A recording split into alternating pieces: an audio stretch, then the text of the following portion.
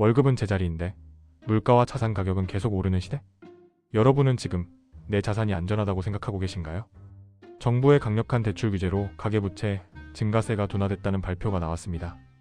겉으로 보면 안정되는 것처럼 보입니다. 하지만 저는 다른 질문을 던지고 싶습니다. 정말 위험이 줄어든 걸까요?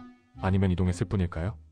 2025년 4분기 기준 우리나라 가계부채가 역대 최고치를 다시 썼습니다. 가계신용잔액은 1979조 원. 사상 최대 수준이죠.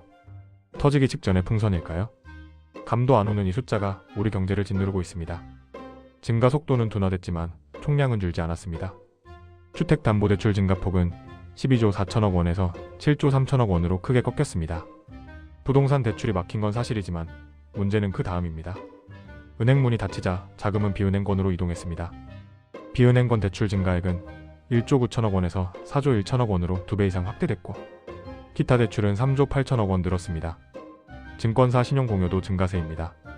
부동산이 막히자 일부 자금은 주식으로, 일부는 더 비싼 금리의 제2금융권으로 이동했습니다. 즉 빚은 줄지 않았고 오히려 미재질이 나빠진 것이죠. 그럼 이 구조가 부동산 시장에 어떤 영향을 미칠까요? 첫째, 매수 여력이 약해집니다.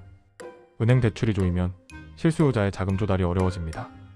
거래량은 줄어들고 가격은 버티기 국면에 들어갑니다. 둘째, 고금리 비은행 대출 비중이 늘어나면 가계이자 부담이 증가합니다. 소비가 위축되고 경기 둔화 압력이 커집니다.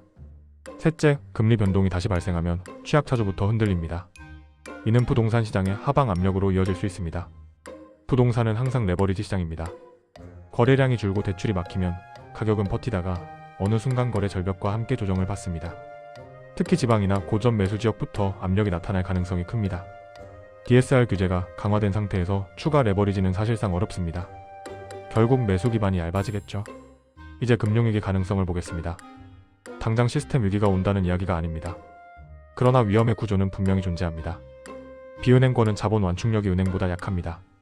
차주의 신용도도 평균적으로 낮습니다. 만약 경기 둔화와 함께 연체율이 상승한다면 제2금융권부터 충격이 시작될 가능성이 큽니다. 과거 위기를 떠올려 보십시오. 2008년은 신용이 과도하게 팽창한 상태에서 터졌습니다.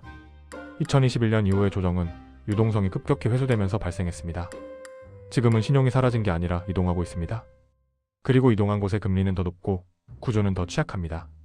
여기에 하나가 더 겹칩니다. 미국 금리와 달러입니다. 미국 10년물 금리가 다시 4% 중반 이상으로 올라가거나 달러 인덱스가 강세를 보이면 외국인 자금은 빠르게 이동할 것입니다. 한국 시장은 개방 경제입니다. 외국인 자금이 빠지면 주식, 채권, 원화가 동시에 압박을 받습니다. 환율이 오르면 가계의 체감 부담은 더 커집니다. 결국 지금의 핵심은 속도보다 질입니다. 빚을 덜 내는 게 아니라 더 비싼 곳에서 내고 있다면 그건 안정이 아니라 지연입니다. 정부의 부채 관리 기조는 2026년에도 계속될 가능성이 큽니다. 금리가 내려가도 대출 문턱은 낮아지지 않을 수 있다는 말이죠. 부동산 시장은 당장 붕괴하지 않을 수 있습니다. 하지만 상승장의 탄력은 분명히 약해졌습니다. 레버리지 없이 오르는 시장은 거의 없습니다. 그리고 레버리지가 막힌 시장은 결국 조정과 시간 조정을 거칩니다. 마지막으로 기억하십시오. 가계부채는 단순한 숫자가 아닙니다. 소비, 부동산, 금융시장, 환율과 모두 연결된 구조입니다. 지금은 현금 흐름을 점검해야 할 구간입니다. 빚내서 버티는 시대는 끝나가고 있습니다. 이제는 빚을 줄이는 속도와 현금 흐름 확보가 생존을 결정합니다. 영상이 도움이 되셨다면 구독과 좋아요 부탁드립니다. 앞으로도 월급만으로는 부족한 시대를 살아가는 사람의 시선에서 경제 구조를 계속 해석해드리겠습니다. 시청해주셔서 감사합니다.